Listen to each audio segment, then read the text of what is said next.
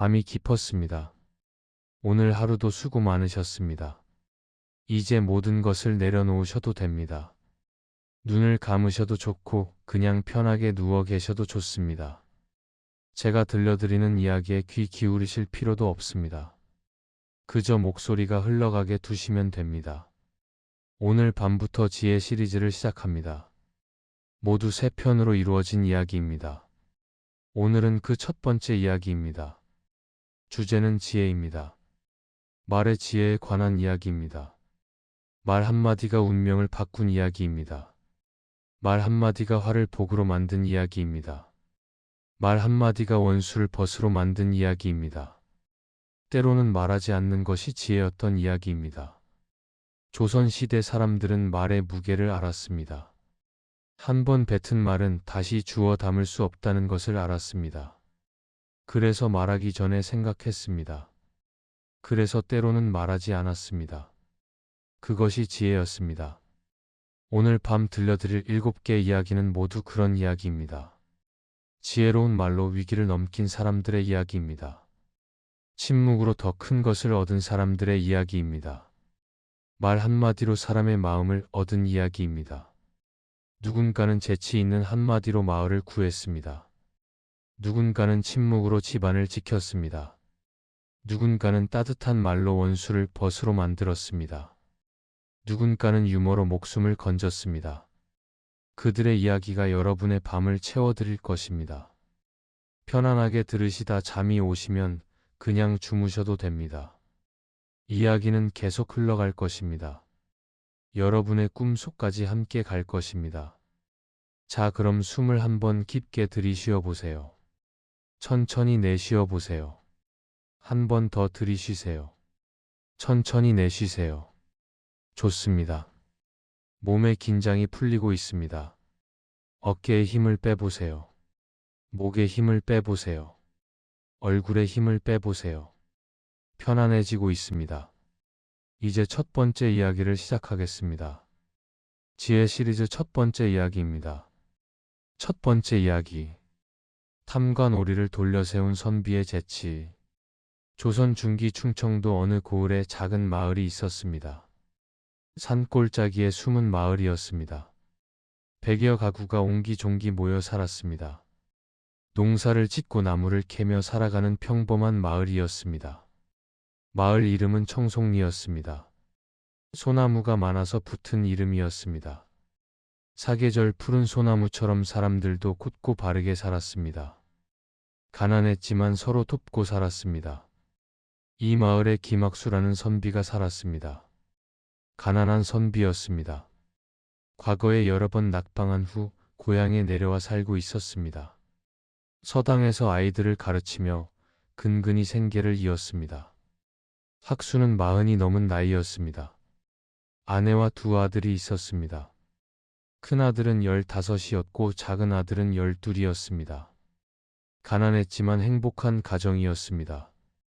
학수는 글을 잘 알았습니다. 경서를 읽고 시를 지을 줄 알았습니다. 하지만 그보다 더 뛰어난 것이 있었습니다. 말재주였습니다. 어떤 상황에서도 적절한 말을 찾아내는 재주가 있었습니다.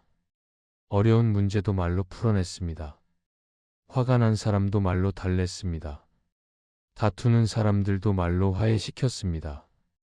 마을 사람들은 학수를 좋아했습니다. 어려운 일이 생기면 학수를 찾아왔습니다. 학수는 늘 지혜로운 해결책을 내놓았습니다. 말로 풀 수 있는 일은 말로 풀었습니다. 어느 해 봄이었습니다. 마을에 큰 걱정거리가 생겼습니다. 새로운 사또가 부임해 온 것입니다. 고을 원님이 바뀐 것입니다. 새 사또의 이름은 박종현이었습니다. 한양에서 온 사람이었습니다. 나이는 50이 넘었습니다. 얼굴은 둥글고 배가 나왔습니다. 소문이 좋지 않았습니다. 욕심이 많기로 유명한 사람이었습니다. 가는 곳마다 백성들의 고열을 빨아먹는다는 소문이 있었습니다. 벼슬을 돈으로 샀다는 말도 있었습니다. 마을 사람들은 걱정했습니다. 새 사또가 어떤 사람인지 알고 싶었습니다. 하지만 기다릴 수밖에 없었습니다. 두고 보는 수밖에 없었습니다. 부임한 지 한 달이 지났습니다. 소문이 사실임이 드러나기 시작했습니다. 사또는 부임하자마자 관할을 수리한다며 돈을 거뒀습니다. 백성들에게 특별 부담금을 부과했습니다. 2달이 지났습니다. 이번에는 도로를 고친다며 돈을 거뒀습니다. 실제로 도로를 고치기는 했습니다. 하지만 거둔 돈의 10분의 1도 쓰지 않았습니다. 나머지는 사또의 주머니로 들어갔습니다. 석 달이 지났습니다. 세금을 2배로 올렸습니다. 흉년도 아닌데 세금을 올린 것입니다. 명목은 군량미 비축이었습니다. 나라에 바칠 군량미를 미리 걷어둔다는 것이었습니다. 마을 사람들은 고통스러웠습니다. 원래도 넉넉하지 않은 살림이었습니다. 세금이 2배가 되니 살 수가 없었습니다. 먹을 것을 줄여야 했습니다. 입을 것을 줄여야 했습니다. 여름이 되었습니다. 사또는 또 새로운 세금을 만들어냈습니다. 이번에는 저수지 보수비였습니다. 저수지를 고쳐야 하니 돈을 내라는 것이었습니다. 마을 사람들은 분노했습니다.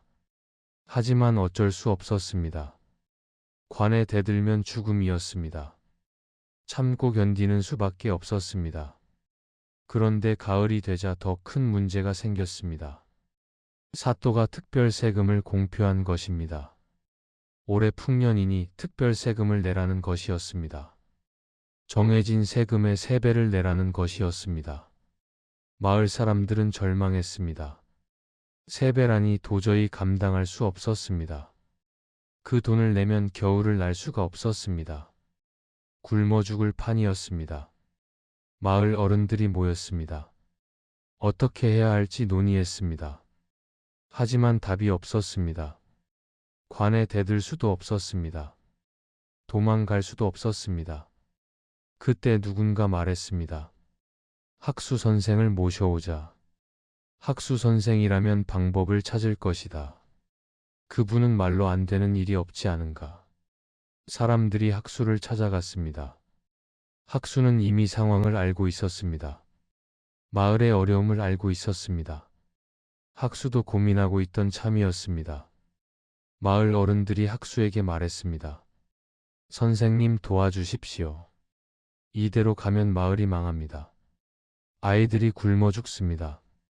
방법이 없겠습니까? 학수는 한참을 생각했습니다. 쉬운 문제가 아니었습니다. 사또에게 대들면 역적으로 몰릴 수 있었습니다. 잘못하면 목숨을 잃을 수도 있었습니다. 하지만 마을을 두고 볼 수는 없었습니다. 아이들이 굶어 죽게 내버려 둘 수는 없었습니다. 학수는 결심했습니다. 내가 사또를 만나보겠습니다.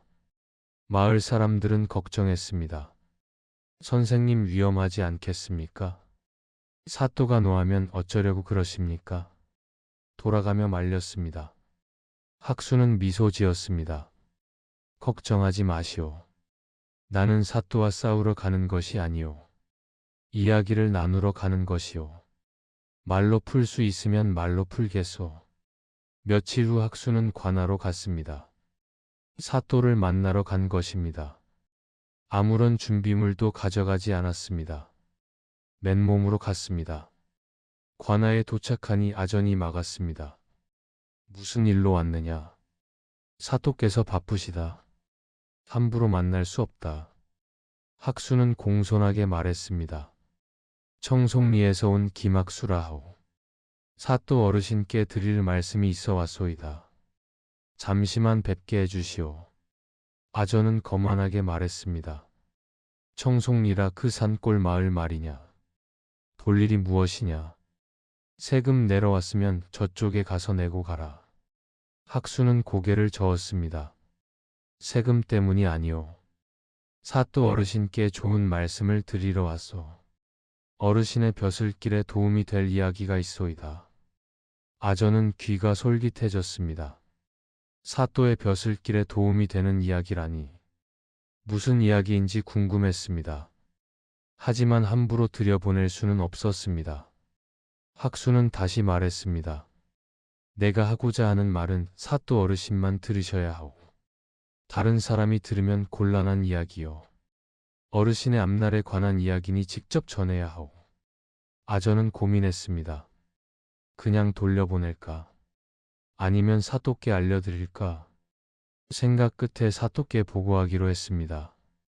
잠시 후 아전이 돌아왔습니다. 사또께서 만나주신다 하셨다. 따라오라. 학수는 아전을 따라 안으로 들어갔습니다. 관아는 크고 웅장했습니다. 곳곳에 비단과 장식품이 걸려 있었습니다. 백성들에게 거둔 돈으로 꾸민 것이 분명했습니다. 사또가 앉아있는 방에 도착했습니다. 방은 넓었습니다. 사또는 높은 자리에 앉아 있었습니다. 뚱뚱한 몸을 비단 옷으로 감싸고 있었습니다. 학수는 절을 올렸습니다. 청송리 김학수 사또 어르신께 문안드립니다. 사또는 위에서 내려다 보았습니다. 내가 김학수라는 자냐? 내 벼슬길에 도움이 될 이야기가 있다면서. 무슨 이야기인지 말해보아라. 학수는 천천히 일어났습니다. 그리고 공손하게 말하기 시작했습니다. 사또 어르신, 저는 보잘것없는 시골 선비입니다. 과거에도 급제하지 못한 변변찮은 사람입니다. 하지만 한 가지 아는 것이 있습니다. 그것을 말씀드리러 왔습니다. 사또는 고개를 끄덕였습니다. 말해보아라. 쓸만한 이야기면 상을 주겠다. 학수는 말을 이었습니다. 어르신, 제가 여쭙겠습니다. 소금과 설탕은 어떻게 다릅니까? 사또는 어리둥절했습니다. 갑자기 소금과 설탕이라니 무슨 뜻인지 알 수 없었습니다. 뭐라고? 소금과 설탕이 어떻게 다르냐고? 그게 무슨 말이냐? 학수는 대답했습니다. 소금과 설탕은 둘 다 하얗습니다. 생긴 것이 비슷합니다. 하지만 맛은 완전히 다릅니다. 소금은 짜고 설탕은 답니다. 사또는 짜증이 났습니다. 그런 건 아이들도 안다. 그래서 무엇을 말하려는 것이냐? 내 시간을 낭비하지 말고 빨리 말해라. 학수는 계속했습니다. 사또 어르신, 소금은 적당히 넣으면 음식 맛을 살립니다. 짜지 않고 감칠맛이 납니다. 하지만 너무 많이 넣으면 어떻게 됩니까? 사또는 대답했습니다. 당연히 짜겠지. 먹을 수가 없겠지. 그게 어쨌다는 말이냐? 학수는 고개를 끄덕였습니다. 그렇습니다, 어르신. 소금은 적당해야 좋습니다. 많으면 해가 됩니다. 설탕도 마찬가지입니다. 적당히 달면 좋지만 너무 달면 물리게 됩니다. 사또는 여전히 이해하지 못했습니다. 그래서 무슨 말을 하려는 것이냐? 빙빙 돌리지 말고 핵심을 말해라. 학수는 드디어 본론을 꺼냈습니다. 사또 어르신, 세금도 마찬가지입니다. 적당하면 나라를 살리지만 너무 많으면 백성을 죽입니다. 사또의 얼굴이 굳어졌습니다. 내 이놈 지금 나를 비난하는 것이냐? 세금이 많다고 불평하는 것이냐? 학수는 침착하게 말했습니다. 비난이 아닙니다, 어르신. 저는 어르신의 앞날을 걱정하는 것입니다. 지혜로운 말씀을 드리러 온 것입니다. 어르신께서는 지금 백성들에게 많은 세금을 거두고 계십니다. 백성들은 힘들어하고 있습니다. 굶주리기 시작했습니다. 사또는 코웃음을 쳤습니다. 백성이 굶주리든 말든 내 알 바 아니다. 세금은 나라에 바치는 것이다. 나라에서 정한 것을 내가 어찌하겠느냐. 학수는 고개를 저었습니다. 어르신, 저도 그것은 압니다. 하지만 생각해 보십시오. 소금을 너무 많이 넣으면 음식을 버리게 됩니다. 아무도 그 음식을 먹지 않습니다. 만든 사람의 수고가 헛된 것이 됩니다. 사또는 말없이 듣고 있었습니다. 학수는 계속했습니다. 백성에게 세금을 너무 많이 거두면 어떻게 됩니까? 백성이 도망갑니다. 마을이 피게 됩니다. 마을이 비면 세금을 낼 사람이 없어집니다. 결국 어르신께서 손해를 보시는 것입니다. 사또의 눈이 움직였습니다. 손해라는 말에 관심이 생긴 것입니다. 학수는 그것을 놓치지 않았습니다. 어르신, 제가 비유를 들어 말씀드리겠습니다. 닭이 있습니다. 이 닭은 매일 달걀을 낳습니다. 주인은 매일 달걀을 거둡니다. 그런데 어느 날 주인이 욕심이 생겼습니다. 달걀을 더 많이 갖고 싶었습니다. 그래서 닭의 배를 갈랐습니다. 안에 달걀이 가득 있을 것이라 생각한 것입니다. 하지만 어떻게 되었겠습니까? 닭은 죽었습니다. 더 이상 달걀을 얻을 수 없게 되었습니다. 주인은 욕심 때문에 모든 것을 잃었습니다. 사또는 가만히 듣고 있었습니다. 얼굴이 조금 붉어졌습니다.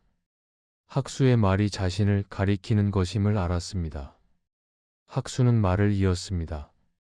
어르신께서 지금 청송리에 특별 세금을 부과하셨습니다. 정해진 세금의 3배입니다. 백성들은 그 돈을 내면 겨울을 날 수가 없습니다. 굶어 죽게 됩니다. 굶어 죽지 않으려면 도망가야 합니다. 마을을 버리고 떠나야 합니다. 그러면 마을이 빕니다. 빈 마을에서는 세금을 거둘 수 없습니다. 어르신께서는 올해 많은 돈을 거두시겠지만 내년에는 거둘 것이 없어집니다. 후년에도 없어집니다. 결국 손해입니다. 닭의 배를 가른 것과 같습니다. 사또는 아무 말이 없었습니다. 학수의 말이 맞았습니다. 너무 많이 거두면 백성이 도망간다는 것은 사실이었습니다. 그러면 다음에 거둘 것이 없어집니다. 학수는 마지막 말을 꺼냈습니다. 어르신, 저는 어르신을 비난하러 온 것이 아닙니다. 어르신의 앞날을 위해 왔습니다. 현명한 농부는 닭의 배를 가르지 않습니다. 매일 달걀을 거둡니다. 조금씩 꾸준히 거둡니다. 그래야 오래 거둘 수 있습니다. 현명한 목수는 나무를 다 베지 않습니다. 조금씩 베어서 씁니다.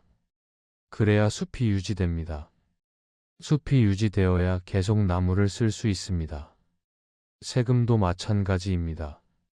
적당히 거두면 백성이 살고, 백성이 살아야 어르신께서도 오래 거두실 수 있습니다. 이것이 지혜입니다. 이것이 어르신의 앞날을 위한 길입니다. 사또는 한참 동안 아무 말도 하지 않았습니다. 학수의 말이 머릿속에서 맴돌았습니다. 욕심에 눈이 멀어 있었던 것입니다. 당장의 이익만 보고 있었던 것입니다. 학수는 마지막으로 덧붙였습니다.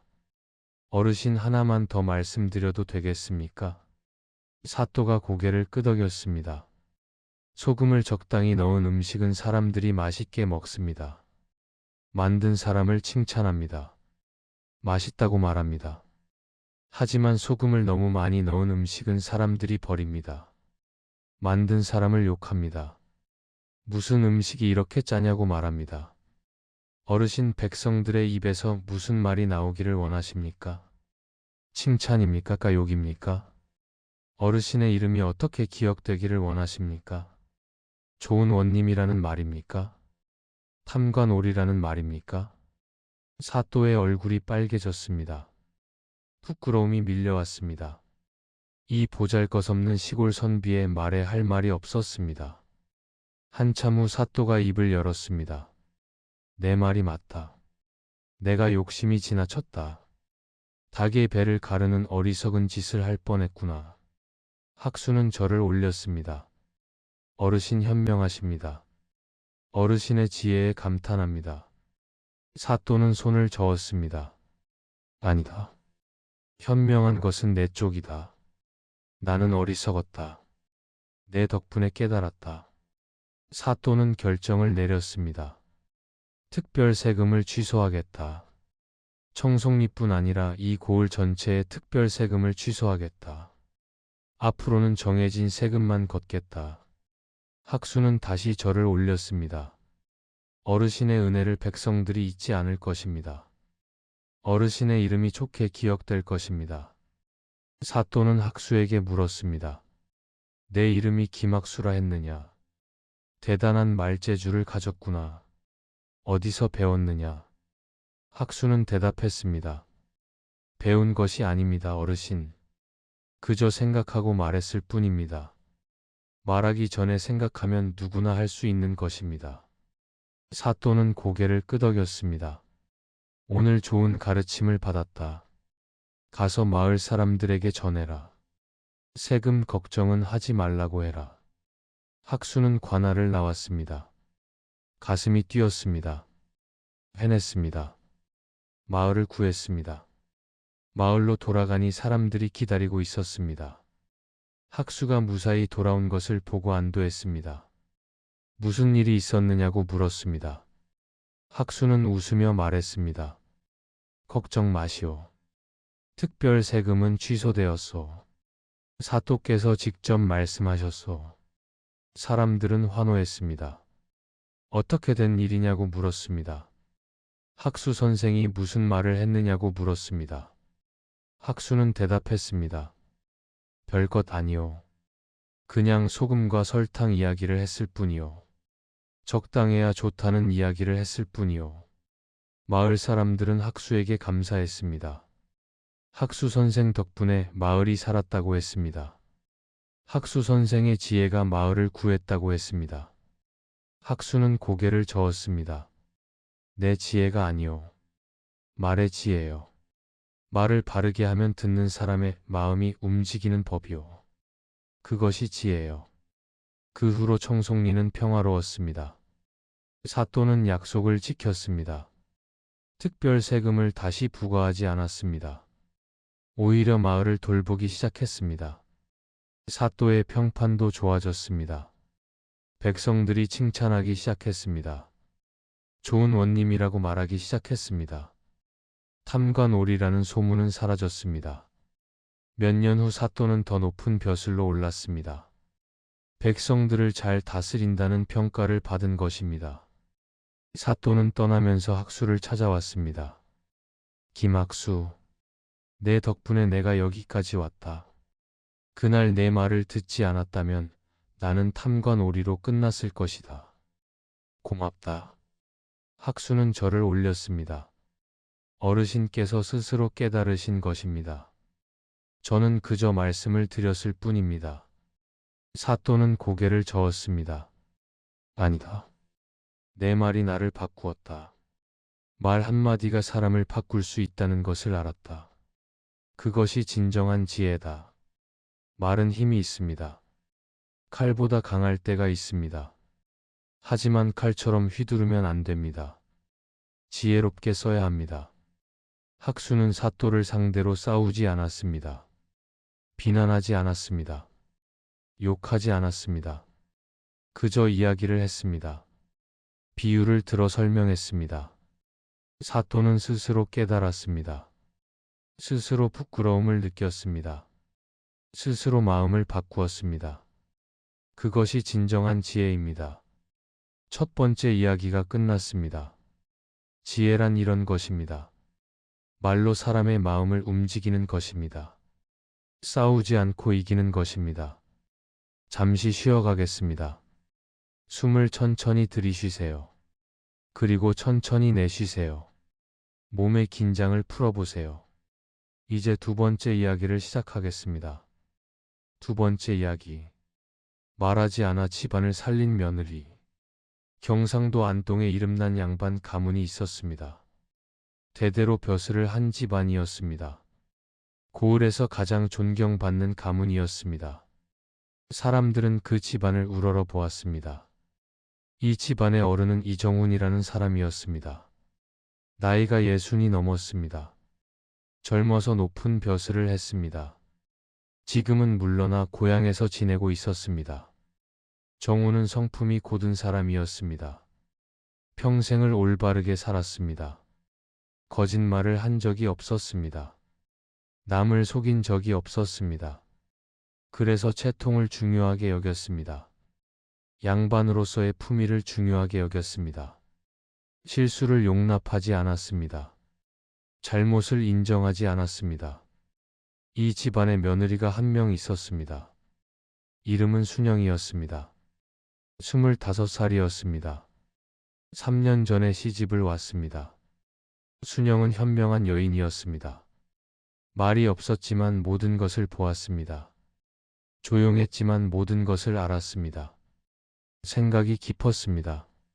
시아버지 정우는 며느리를 좋아했습니다. 얌전하고 예의 바른 며느리였습니다. 집안일을 잘했습니다. 시부모를 잘 모셨습니다. 어느 해 가을이었습니다. 집안에 큰 잔치가 열렸습니다. 정운의 회갑잔치였습니다. 61번째 생일을 축하하는 잔치였습니다. 온 고을 사람들이 모였습니다. 양반들이 왔습니다. 유림의 어른들이 왔습니다. 관청의 높은 사람들도 왔습니다. 정우는 기분이 좋았습니다. 많은 사람들이 자신을 축하해 주었습니다. 집안의 영광이었습니다. 평생 쌓아온 명예의 결정체 같았습니다. 잔치는 성대했습니다. 음식이 가득했습니다. 술이 넘쳐 흘렀습니다. 풍악이 울려 퍼졌습니다. 손님들은 정운에게 술잔을 올렸습니다. 한 잔, 두 잔, 세 잔. 정운은 모든 잔을 받았습니다. 예의상 거절할 수 없었습니다. 시간이 지나자 정우는 취하기 시작했습니다. 평소에 술을 많이 마시는 사람이 아니었습니다. 하지만 오늘은 특별한 날이었습니다. 오는 술잔을 모두 받았습니다. 해가 질 무렵이었습니다. 정우는 크게 취해 있었습니다. 걸음이 비틀거렸습니다. 말이 어눌해졌습니다. 그때 사고가 일어났습니다. 정운이 자리에서 일어서다가 넘어진 것입니다. 옆에 있던 상을 치면서 넘어졌습니다. 음식이 쏟아졌습니다. 술이 쏟아졌습니다. 손님들이 놀랐습니다. 어른이 넘어지셨다. 빨리 일으켜 드려라. 그런데 문제는 그 다음이었습니다. 정운이 넘어지면서 실수를 한 것입니다. 술을 너무 많이 마신 탓이었습니다. 바지에 실례를 한 것입니다. 처음에는 아무도 몰랐습니다. 정운을 부축해 일으켰습니다. 괜찮으시냐고 물었습니다. 정운은 괜찮다고 손을 저었습니다. 하지만 곧 사람들이 알아챘습니다. 냄새가 났습니다. 바지가 젖어 있었습니다. 사람들은 눈치를 챘습니다. 순간 정적이 흘렀습니다. 아무도 말하지 않았습니다. 하지만 모두가 알았습니다. 양반 어른이 실례를 한 것입니다. 정운도 깨달았습니다. 술이 확 깼습니다. 자신이 무슨 짓을 했는지 알았습니다. 얼굴이 새빨개졌습니다. 평생 쌓아온 명예가 무너지는 것 같았습니다. 양반으로서의 채통이 땅에 떨어지는 것 같았습니다. 차라리 죽고 싶었습니다. 너무 창피했습니다. 손님들은 어쩔 줄 몰랐습니다.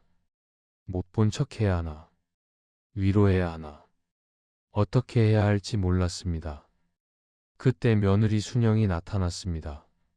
순영은 상황을 보았습니다. 시아버지의 창피한 모습을 보았습니다. 손님들의 어색한 표정을 보았습니다. 순영은 순간적으로 판단했습니다.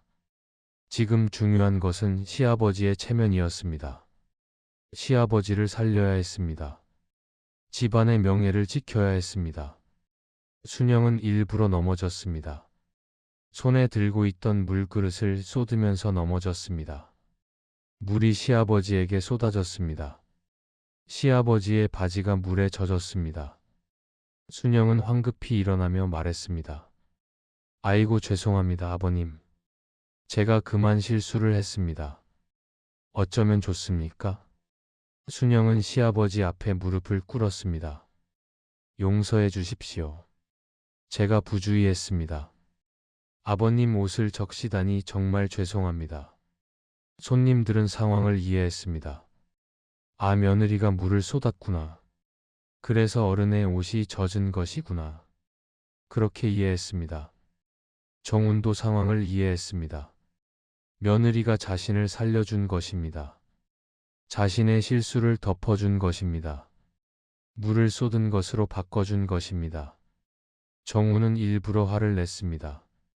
에이, 이게 무슨 짓이냐. 조심 좀 하지 그랬느냐. 옷을 다 적셔놓다니. 손님들은 안도했습니다. 다행이다. 별일이 아니었다.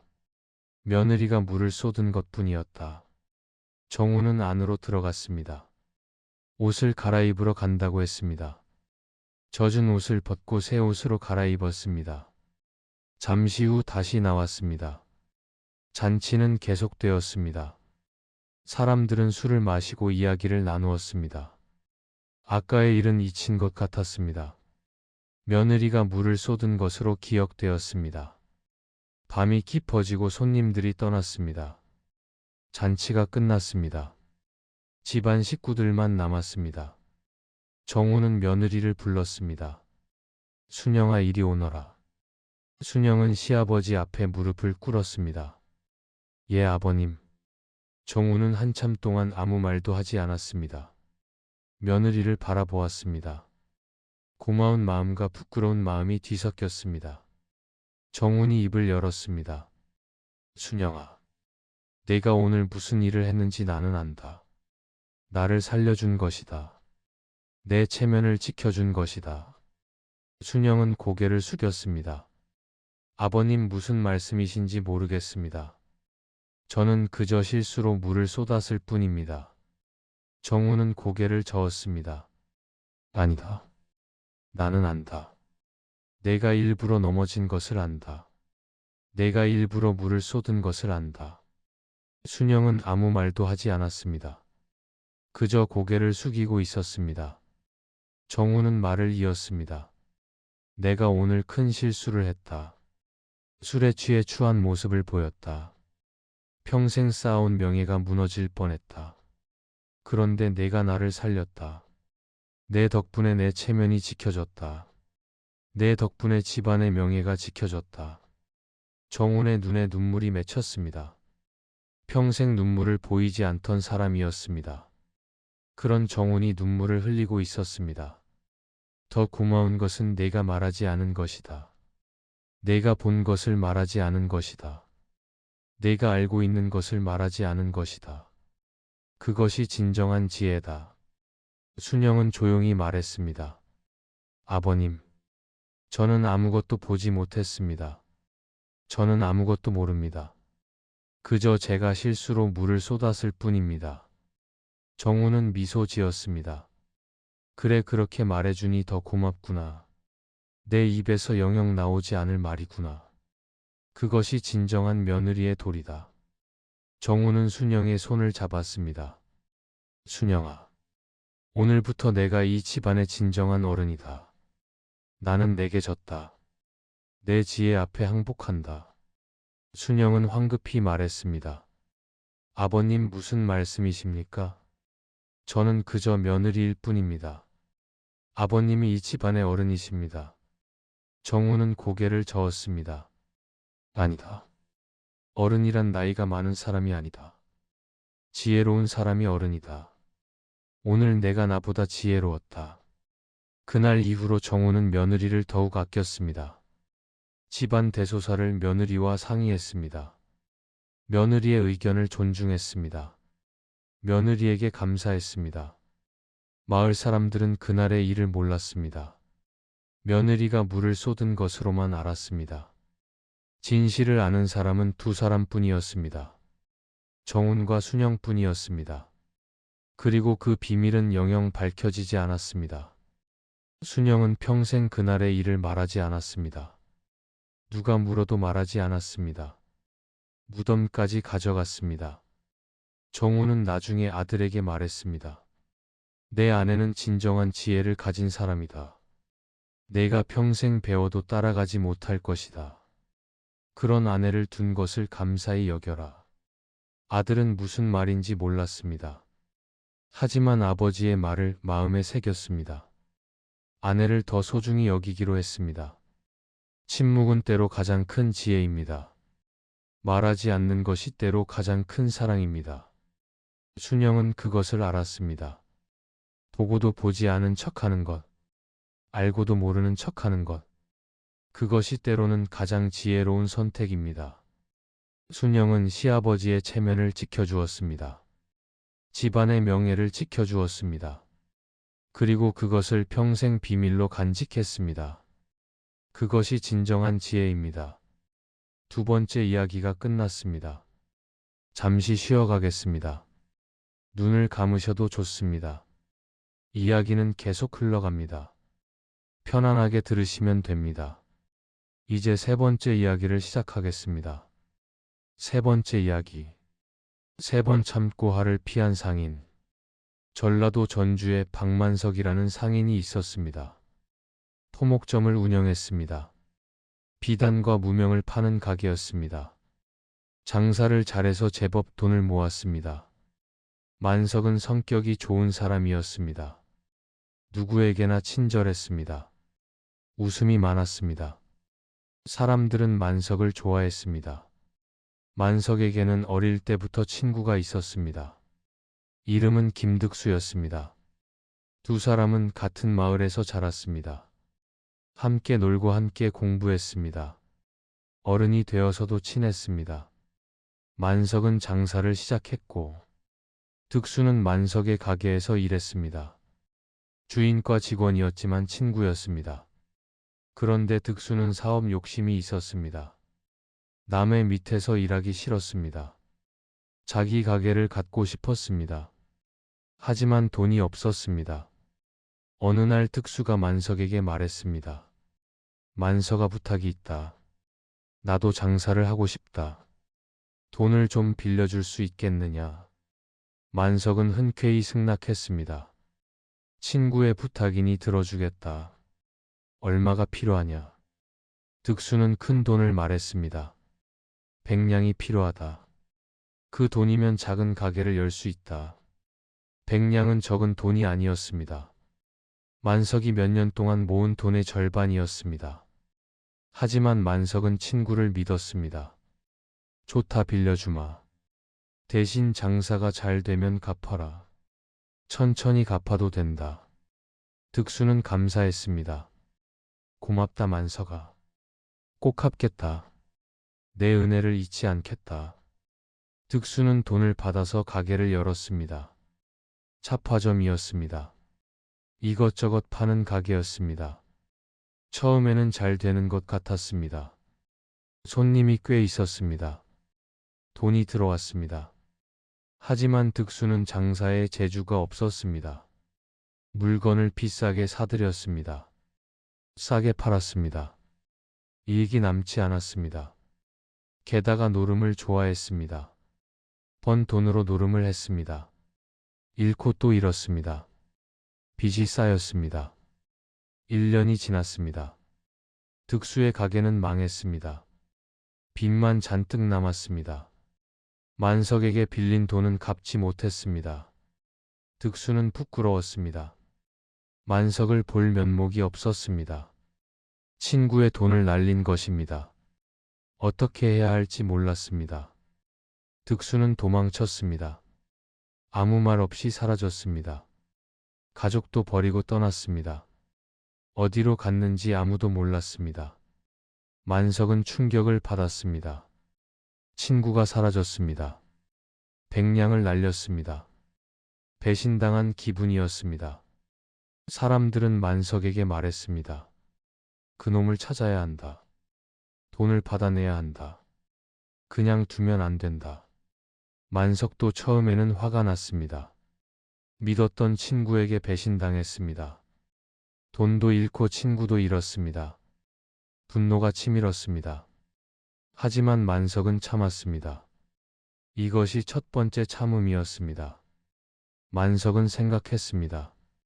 지금 화를 내면 무엇이 달라지는가? 득수를 욕하면 돈이 돌아오는가?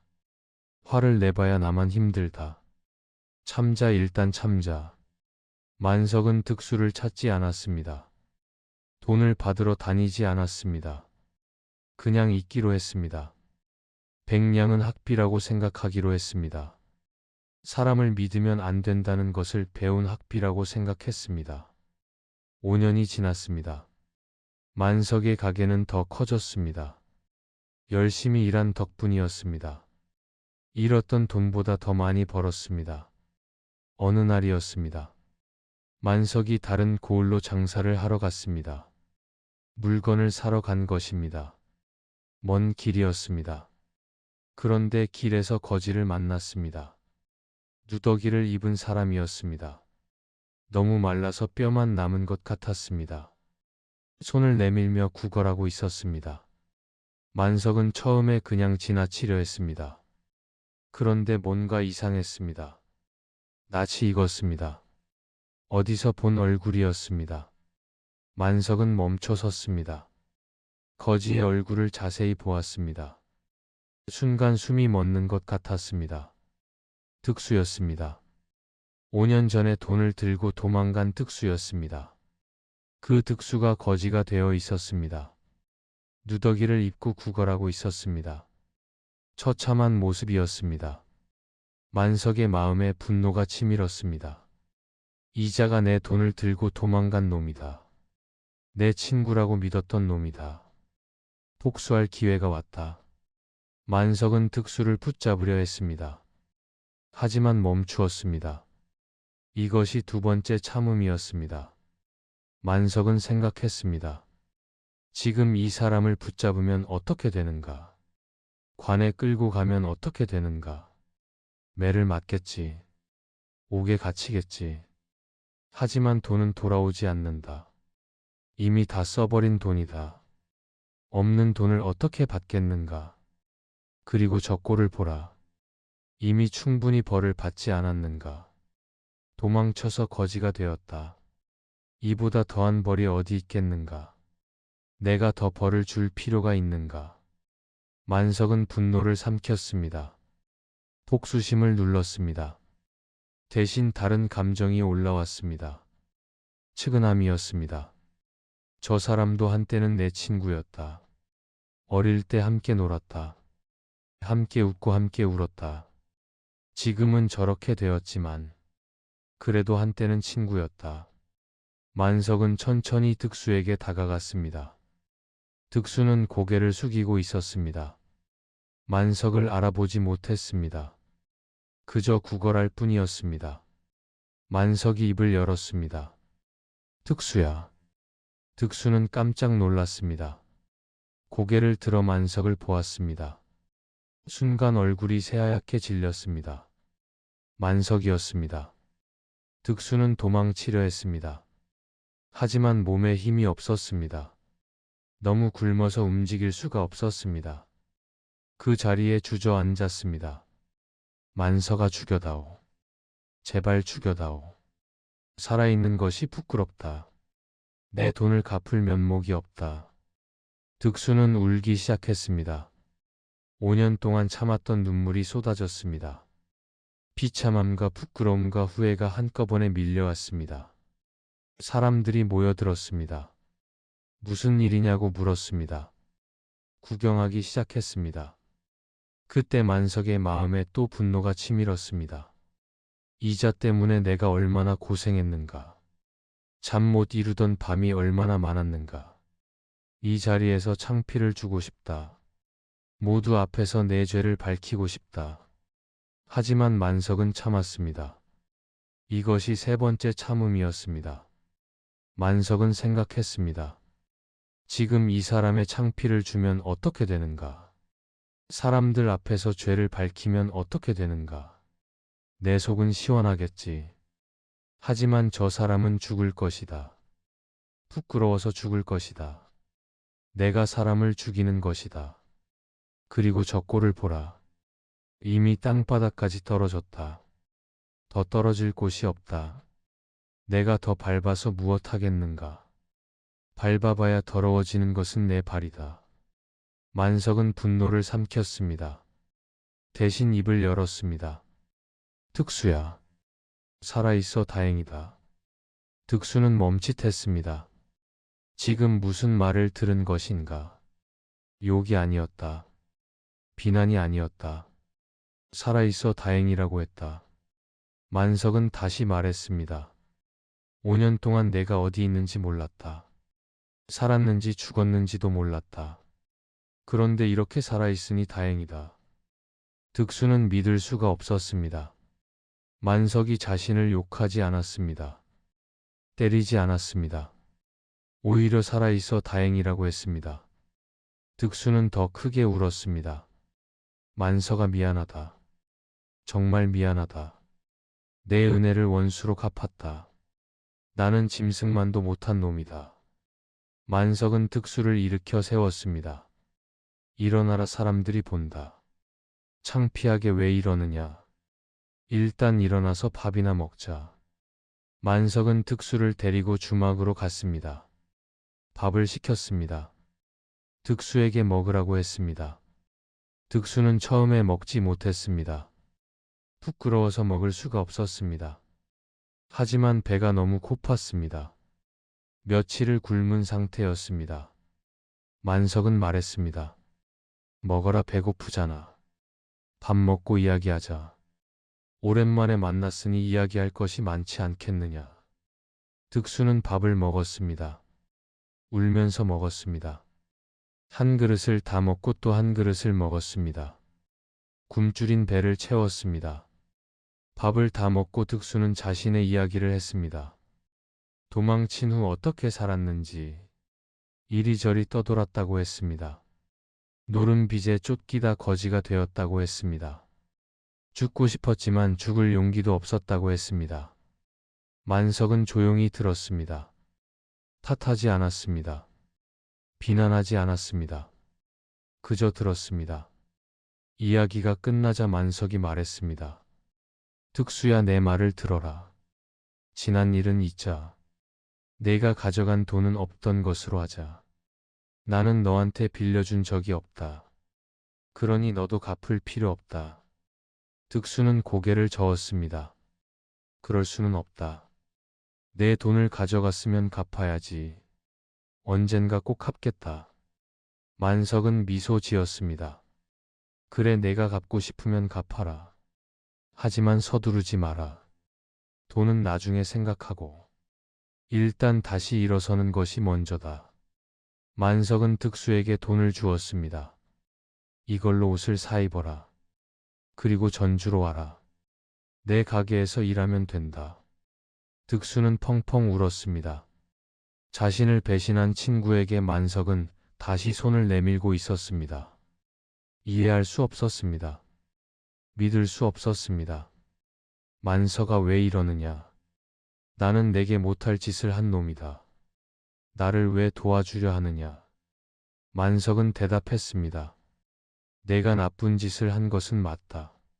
하지만 그것으로 내 인생이 끝나면 안 되지 않느냐. 사람은 누구나 실수를 한다. 중요한 것은 다시 일어서는 것이다.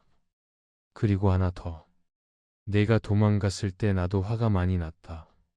너를 잡아서 매를 때리고 싶었다. 하지만 참았다. 참고 또 참았다. 그랬더니 이렇게 되었다. 참기를 잘한 것 같다. 득수는 만석의 말을 마음에 새겼습니다. 전주로 왔습니다. 만석의 가게에서 다시 일하기 시작했습니다. 이번에는 달랐습니다. 득수는 정신을 차렸습니다. 열심히 일했습니다. 노름은 다시 하지 않았습니다. 만석에게 진 빚을 갚기 위해 악착같이 모았습니다. 10년이 지났습니다. 득수는 만석에게 빌렸던 100냥을 갚았습니다. 아니 1000냥을 갚았습니다. 빌린 돈의 10배를 갚은 것입니다. 만석은 받지 않으려 했습니다. 100냥만 받겠다. 나머지는 내가 가져라. 득수는 고개를 저었습니다. 아니다 받아라. 이것은 빚이 아니다. 은혜에 대한 보답이다. 내가 나를 살렸다. 그날 내가 손을 내밀지 않았으면 나는 죽었을 것이다. 이 돈은 내 목숨 값이다. 만석은 결국 받았습니다. 두 사람은 평생 친구로 남았습니다. 함께 장사를 했습니다. 함께 늙어갔습니다. 나중에 사람들이 만석에게 물었습니다. 어떻게 그 상황에서 화를 참을 수 있었습니까? 배신한 친구를 어떻게 용서할 수 있었습니까? 만석은 대답했습니다. 참는 것이 어려운 일이었소. 3번이나 참아야 했소. 처음에 도망갔을 때 1번, 길에서 만났을 때 1번, 사람들 앞에서 울 때 1번. 하지만 참기를 잘했소. 참지 않았으면 친구를 잃었을 것이오. 참지 않았으면 천냥을 잃었을 것이오. 참는 것이 결국 이득이었소. 그리고 하나 더. 화는 내면 커지고 참으면 작아지오. 처음에 화가 이만큼 컸는데 1번 참으니 이만큼 작아지고 2번 참으니 더 작아지고 3번 참으니 사라졌소. 화를 낼 때는 시원한 것 같지만 화를 내고 나면 후회가 남소. 참을 때는 답답한 것 같지만 참고 나면 평화가 남소. 그것이 제가 배운 지혜예요. 3번째 이야기가 끝났습니다. 잠시 쉬어가겠습니다. 깊은 숨을 들이쉬세요. 천천히 내쉬세요. 마음이 편안해지고 있습니다. 이제 4번째 이야기를 시작하겠습니다. 4번째 이야기. 어리석은 자의 질문에 답하지 않은 노인. 강원도 깊은 산속에 초당이 하나 있었습니다. 작은 집이었습니다. 방 하나와 부엌 하나가 전부였습니다. 그곳에 노인이 혼자 살았습니다. 노인의 이름은 윤청암이었습니다. 나이는 80이 넘었습니다. 젊어서는 이름난 학자였습니다. 많은 제자를 가르쳤습니다. 하지만 예순의 모든 것을 내려놓았습니다. 제자들을 떠나보냈습니다. 산속으로 들어왔습니다. 20년째 혼자 살고 있었습니다. 청암 노인은 말이 없었습니다. 찾아오는 사람이 없으니 말할 일도 없었습니다. 가끔 마을에 내려가 쌀을 사왔습니다. 그때도 필요한 말만 했습니다. 노인은 하루를 이렇게 보냈습니다. 아침에 일어나 물을 깃고 밥을 지어 먹고 책을 읽고 낮잠을 자고 산책을 하고 저녁을 먹고 잠을 잤습니다. 평화로운 나날이었습니다. 세상에 시끄러움이 들리지 않았습니다. 사람들의 다툼이 보이지 않았습니다. 노인은 행복했습니다. 어느 날이었습니다. 초당에 손님이 찾아왔습니다. 젊은 선비였습니다. 나이는 26쯤 되어 보였습니다. 선비의 이름은 김태준이었습니다. 과거에 급제한 사람이었습니다. 젊은 나이에 벼슬을 얻었습니다. 자신이 대단하다고 생각했습니다. 태준은 청암 노인에 대해 들은 적이 있었습니다. 옛날에 이름난 학자였다고 들었습니다. 많은 제자를 가르쳤다고 들었습니다. 하지만 지금은 산속에서 숨어 산다고 들었습니다. 태준은 궁금했습니다. 그 유명한 학자가 왜 산속에 숨어 사는가? 정말 그렇게 대단한 사람인가? 내가 가서 확인해 보겠다. 태준에게는 다른 목적도 있었습니다. 자신의 실력을 자랑하고 싶었습니다. 늙은 학자 앞에서 자신의 학식을 뽐내고 싶었습니다. 이겨서 이름을 알리고 싶었습니다. 태준은 산을 올랐습니다. 힘든 길이었습니다. 반나절을 걸어서 초당에 도착했습니다. 초당은 작고 허름했습니다. 이런 곳에서 사람이 사나 싶었습니다. 태준은 코웃음을 쳤습니다. 대단한 학자가 이런 데서 살다니. 태준은 문 앞에서 소리쳤습니다. 안에 계십니까? 청암 선생을 찾아왔습니다. 잠시 후 문이 열렸습니다. 노인이 나왔습니다. 흰 수염에 흰 머리카락이었습니다. 눈빛은 맑고 깊었습니다. 청암 노인이 물었습니다. 누구시오? 태준은 거만하게 대답했습니다. 저는 김태준이라 합니다. 한양에서 왔습니다. 과거에 급제하여 벼슬을 하고 있습니다. 청암 노인은 고개를 끄덕였습니다. 먼 길 오셨소. 들어오시오. 노인은 태준을 안으로 안내했습니다. 방은 작았지만 깨끗했습니다. 책이 몇 권 있었습니다. 다른 것은 없었습니다. 노인은 차를 끓였습니다. 태준에게 차를 대접했습니다. 조용히 앉아 차를 마셨습니다. 태주는 답답했습니다. 노인이 아무 말도 하지 않았습니다. 질문도 하지 않았습니다. 그냥 차만 마시고 있었습니다. 태준이 먼저 입을 열었습니다. 선생님, 제가 질문이 있어서 왔습니다. 대답해 주시겠습니까? 청암 노인은 고개를 끄덕였습니다. 물어보시오. 태준은 질문을 시작했습니다. 사실 질문이 아니라 도발이었습니다. 노인을 시험하려는 것이었습니다. 선생님은 왜 이 산속에 숨어 계십니까? 학자라면 제자를 가르쳐야 하지 않습니까? 세상을 위해 일해야 하지 않습니까? 이렇게 숨어 사는 것은 비겁한 것 아닙니까? 태주는 노인이 화를 낼 것이라 생각했습니다. 아니면 변명을 할 것이라 생각했습니다. 그러면 논쟁을 벌여 이길 생각이었습니다. 하지만 노인은 아무 말도 하지 않았습니다. 그저 차를 마실 뿐이었습니다. 태준을 바라보지도 않았습니다. 태준은 당황했습니다. 왜 대답을 하지 않는 것인가? 내 질문이 들리지 않았나? 태준은 다시 말했습니다. 선생님, 제 질문에 대답해 주십시오. 왜 숨어 사십니까? 세상이 두려우십니까? 노인은 여전히 대답하지 않았습니다. 차를 한 모금 마셨습니다. 창밖을 바라보았습니다. 새가 지저귀고 있었습니다. 태주는 화가 났습니다. 자신을 무시하는 것 같았습니다. 대단한 학자라더니 대답도 못하는 것인가? 태주는 더 거칠게 말했습니다. 선생님은 대답을 못하시는 것입니까? 아니면 안 하시는 것입니까? 저는 과거에 급제한 사람입니다. 저를 무시하시는 것입니까? 노인은 그제야 태준을 바라보았습니다. 눈빛이 깊었습니다. 하지만 환한 기색은 없었습니다. 그저 바라볼 뿐이었습니다. 그리고 다시 차를 따랐습니다. 태준의 자네도 차를 따랐습니다.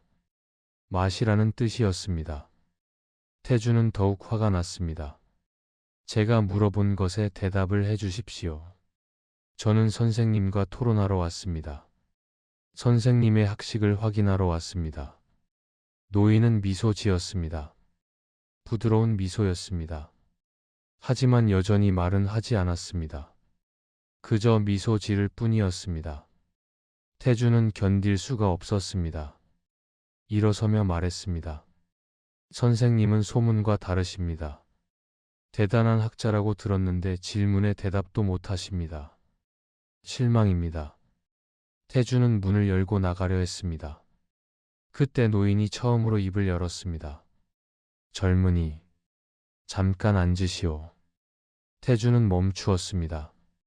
돌아서서 노인을 보았습니다. 노인은 여전히 앉아 있었습니다. 노인이 말했습니다. 자네 질문에 답하지 않은 이유를 말해주겠소. 앉으시오. 태주는 다시 앉았습니다. 노인이 드디어 말을 하려는 것 같았습니다. 노인이 천천히 말했습니다. 자네는 질문을 하러 온 것이 아니오. 싸우러 온 것이오. 자네 말은 질문이 아니라 공격이오. 자네가 원하는 것은 답이 아니오. 자네가 원하는 것은 논쟁이오. 내가 대답하면 자네는 반박할 것이오. 내가 반박하면 자네는 또 반박할 것이오. 끝이 없을 것이오. 그래서 대답하지 않았소. 싸움에 응하지 않은 것이오. 공격에 맞서지 않은 것이오. 태주는 멈칫했습니다. 노인의 말이 맞았습니다. 자신은 토론하러 온 것이 아니었습니다. 이기러 온 것이었습니다. 자랑하러 온 것이었습니다. 노인은 계속했습니다. 자네 같은 사람을 많이 보았소. 젊고 똑똑하고 야심이 있는 사람들이요. 그들은 늘 이기려고 하오. 이기면 기분이 좋으니까. 지면 기분이 나쁘니까. 하지만 말로 이기는 것이 진짜 이기는 것이오. 논쟁에서 이기면 무엇을 얻소? 상대방의 인정을 얻소. 아니요, 상대방의 미움을 얻소. 자네가 나를 말로 이겼다고 치자. 그래서 자네가 얻는 것이 무엇이오? 내 인정이오. 아니요, 나는 자네를 인정하지 않을 것이요. 오히려 미워할 것이요. 그러니 이긴 것이 아니요. 잃은 것이요. 사람을 잃은 것이요. 태주는 할 말이 없었습니다. 노인의 말이 옳았습니다. 자신은 이기려고만 했습니다. 이기면 뭔가를 얻을 줄 알았습니다. 하지만 잃는 것이 더 많을 수도 있었습니다. 노인이 말을 이었습니다. 내가 대답하지 않은 것은 자네를 위한 것이기도 하오. 내가 대답했으면 자네는 반박했을 것이요. 내가 반박했으면 자네는 화가 났을 것이요.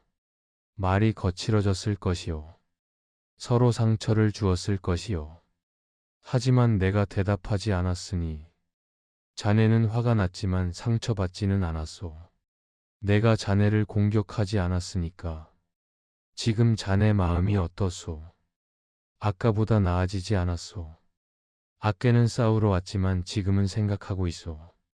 그것이 내가 원한 것이요. 태주는 고개를 숙였습니다. 부끄러웠습니다. 자신의 오만함이 부끄러웠습니다. 노인을 무시했던 것이 부끄러웠습니다. 노인은 마지막으로 말했습니다. 젊은이, 어리석은 자의 질문에 답하지 않는 것도 지혜요. 싸움에 응하지 않는 것도 용기요. 자네는 똑똑하오. 하지만 똑똑한 것이 지혜는 아니오. 자네는 말을 잘하오. 하지만 말을 잘하는 것이 현명한 것은 아니오. 말을 아끼시오. 생각을 깊이 하시오. 이기려 하지 말고 배우려 하시오. 그것이 진짜 학자의 길이오. 태주는 일어났습니다. 노인 앞에 무릎을 꿇었습니다. 큰 절을 올렸습니다. 선생님, 제가 어리석었습니다. 선생님을 시험하러 왔다가 제가 시험을 당했습니다. 제 오만함을 깨달았습니다. 가르침에 감사드립니다. 노인은 미소 지었습니다. 일어나시오. 오늘 자네가 배운 것이 있다면 그것으로 된 것이요. 차나 한 잔 더 하고 가시오. 태주는 차를 마셨습니다. 이번에는 천천히 마셨습니다. 차의 맛을 느꼈습니다. 노인의 침묵을 이해했습니다. 태주는 해가 질 무렵 산을 내려갔습니다. 올라올 때와는 다른 사람이 되어 있었습니다. 말을 아끼게 되었습니다. 생각이 깊어졌습니다. 훗날 태주는 훌륭한 학자가 되었습니다. 많은 제자를 가르쳤습니다. 제자들에게 늘 이렇게 말했습니다. 어리석은 자의 질문에 답하지 않는 것도 지혜다. 싸움에 응하지 않는 것도 용기다. 말을 아끼고 생각을 깊이 하라. 그것이 진짜 학자의 길이다. 이제 5번째 이야기를 시작하겠습니다. 5번째 이야기. 원수의 자식을 제자로 삼은 훈장. 전라도 담양에 작은 서당이 있었습니다. 서당의 이름은 중림서당이었습니다. 대나무 숲 속에 있어서 그런 이름이 붙었습니다. 서당을 운영하는 사람은 오학연이라는 훈장이었습니다. 나이는 50이 넘었습니다. 온화한 성품의 사람이었습니다. 아이들을 잘 가르쳤습니다. 학연에게는 아픈 과거가 있었습니다. 20년 전의 일이었습니다. 그때 학연은 한양에서 관직에 있었습니다. 작은 벼슬이었지만 성실하게 일했습니다. 같은 관청에 정만호라는 사람이 있었습니다. 학연보다 직위가 높았습니다. 욕심이 많고 교활한 사람이었습니다. 만호는 큰 비리를 저질렀습니다. 관청의 돈을 빼돌린 것입니다. 그런데 발각될 위기에 처했습니다. 만호는 죄를 학연에게 뒤집어 씌웠습니다. 거짓 증거를 만들었습니다. 거짓 증인을 세웠습니다. 학연이 범인이라고 몰아갔습니다. 학연은 억울했습니다. 하지만 증명할 방법이 없었습니다. 결국 파직되었습니다. 벼슬을 잃었습니다. 집안의 명예도 잃었습니다. 학연은 고향으로 돌아왔습니다. 모든 것을 잃고 돌아왔습니다. 사람들은 수군거렸습니다.